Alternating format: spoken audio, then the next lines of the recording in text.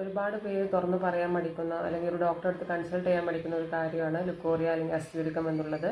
തുടർച്ചയായിട്ടുള്ള ഈ ഒരു അസ്ഥിയൊരുക്കത്തിൻ്റെ ബുദ്ധിമുട്ട് നമുക്ക് കൺട്രോൾ ചെയ്യാനായിട്ട് എന്തൊക്കെ കാര്യങ്ങളാണ് ചെയ്യാൻ പറ്റുകയെന്ന് വെച്ചാൽ നമുക്ക് നന്നായിട്ട് പ്രോപ്പറായിട്ടുള്ള ഹൈജീൻ മെയിൻറ്റെയിൻ ചെയ്യുക എന്നുള്ളത് ഒന്നാമത്തെ കാര്യമാണ്. അപ്പോൾ അതിന് വേണ്ടിയിട്ട് നമ്മൾ ഹാർഡ് സോപ്പോ അല്ലെങ്കിൽ കെമിക്കൽ കണ്ടൻറ്റ് അടങ്ങിയിട്ടുള്ള പദാർത്ഥങ്ങളൊന്നും ഉപയോഗിക്കാതിരിക്കുക.